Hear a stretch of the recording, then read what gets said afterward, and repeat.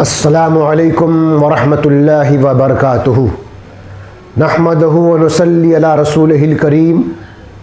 अम्मा बाद फ़ौज़ बिल्लाहि मिनश शैतानिर रजीम। बिस्मिल्लाहिर रहमानिर रहीम। अस्सलातु वस्सलामु अलैका या रसूलल्लाह व अला आलिका व अस्हाबिका या हबीबल्लाह। अल्लाह अज़्ज़ा व जल कुरान मजीद फ़ुरक़ान हकीम में इरशाद फरमाता है, अफ़मन शरहल्लाहु सदरहु लिल इस्लामी फ़हुवा अला नूरिम मिन रब्बिह। जिसका सीना अल्लाह ताला इस्लाम के लिए खोल देता है वो अपने रब की तरफ से नूर पर होता है। मालूम हुआ कि इस्लाम के लिए सीना का खोलना अल्लाह तबारक व ताला की तरफ से है और अल्लाह की तौफीक से ही है, और फिर वो शख्स अपने रब की तरफ से नूर पर होता है। हज़रत अब्दुल्लाह बिन मसूद रज़ियल्लाहु ताला अन्हु इरशाद फरमाते हैं कि हुज़ूर सल्लल्लाहु ताला अलैहि वसल्लम से इरशाद फरमाया सहाबे कराम ने, या रसूलुल्लाह सल्लल्लाहु अलैहि वसल्लम ये सीना का खुलना क्या होता है?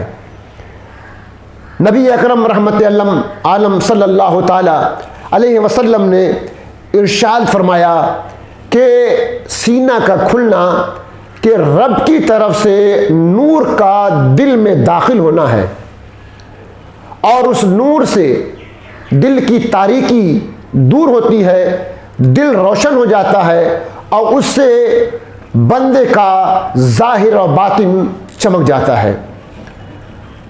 मालूम ये हुआ कि मोमिन की शान ये है, अल्लाह तबारक व तआला पर ईमान लाने वालों की शान ये है, रसूल गिरामी रहमत आलम सल्लल्लाहु ताला अलैहि वसल्लम की ग़ुलामी का पट्टा गर्दन में डालने वालों का आलम यह है कि वो अपने रब की तरफ से नूर में होते हैं।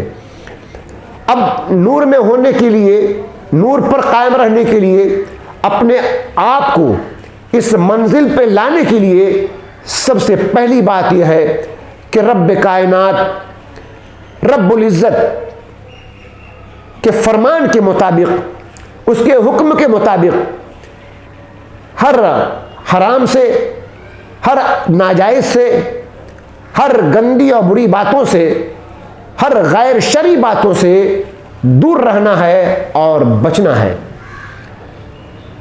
रसूलुल्लाह सल्लल्लाहु ताला अलैहि वसल्लम की ज़िंदगी को और आपके उसवे हसना को अपने लिए नमूने अमल बनाना है। जब ये सूरतें आपके अंदर आती हैं तो अल्लाह तबारक व तआला आपका सीना इस्लाम के लिए खोल देता है। हज़रत इब्राहीम बिन शिबान रहमतुल्लाह ताला अलैह फरमाते हैं कि मैंने हज़रत अब्दुल्लाह मग़रिबी रहमतुल्लाह अलैह को ये कहते हुए सुना कि मैंने काफ़ी दिनों से अंधेरा नहीं देखा,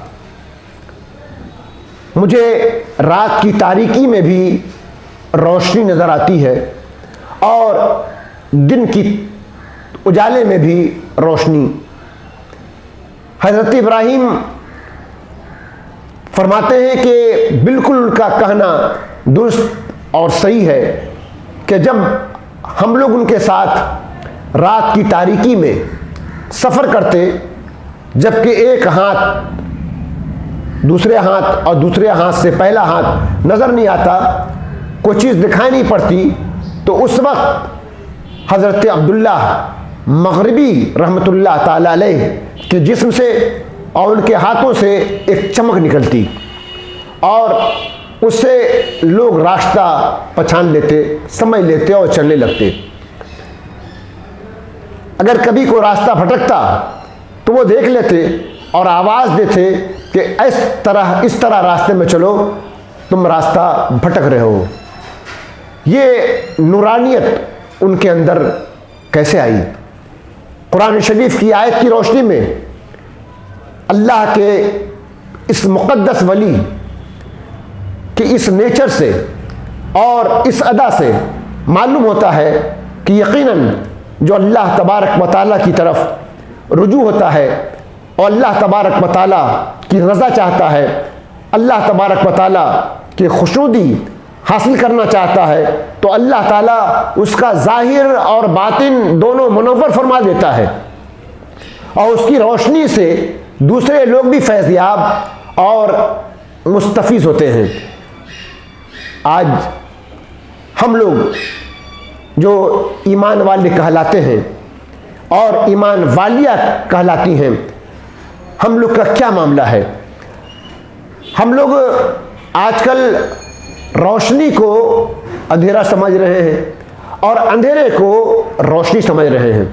आज दुनिया में जो रोशनी नज़र आ रही है, ज़ाहिरी तौर पर जो दुनिया की चमक दमक है, दुनिया को रुजू इर्तिक़ा है, हम इसे अपने आखिरत के लिए, अपने दुनियावी ज़िंदगी के लिए, अपने मुस्तकबिल के लिए सब समझ रहे हैं और इसी पर गामज़न हैं और इसी को हासिल करने के लिए तगोदो कर रहे हैं। मगर जिस रोशनी के बारे में और जिस नूर के बारे में अल्लाह तबारक व तआला का इरशाद है कि वो नूर पर होता है, वो नूर वो है जो अल्लाह की रज़ा के लिए और अल्लाह की खुशनुदी के लिए और रसूलुल्लाह सल्लल्लाहु अलैहि वसल्लम के फरमान के बजा आवरी के लिए कोशिश करता है, तो अल्लाह तबारक व तआला उसके लिए इसके सीने में इस्लाम दाखिल फरमा देता है और फिर वो नूर पर कायम होता है। तो आज हमें अगर आखिरत में भलाई चाहिए, अच्छी मौत चाहिए, कब्र में खुशगवार ज़िंदगी चाहिए और आखिरत में जन्नत मकाम चाहिए, रसूलुल्लाह सल्लल्लाहु अलैहि वसल्लम का दीदार चाहिए, रब्बुल इज़्ज़त से मुलाकात चाहिए, तो हमें चाहिए हम उसके लिए दुनियावी ज़िंदगी में कोशिश करें और अपनी दुनियावी ज़िंदगी को आखिरत के लिए वक्फ कर दें। आप याद रखिए, जान लीजिए कि अगर आप दुनिया के लिए कोशिश करते रहेंगे तो आखिरत आपको मिलना बहुत मुहाल होगा, बहुत मुश्किल होगा। मगर आखिरत के लिए अगर कोशिश आप करेंगे, आखिरत के लिए तगोदो करेंगे, तो यकीनन आपको दुनिया भी अल्लाह ताला अता फरमाएगा और आखिरत भी अता फरमाएगा। ईमान वालों और ईमान वालियों, अपनी ज़िंदगी को अल्लाह तबारक व तआला के हुक्म के मुताबिक और रसूल गिरामी के फरमान के मुताबिक ढालने की कोशिश कीजिए। अल्लाह तबारक व तआला हम सबों को नेक अमल की तौफीक अता फरमाए। व आखिरु दावाना अल्हम्दुलिल्लाह रब्बिल आलमीन।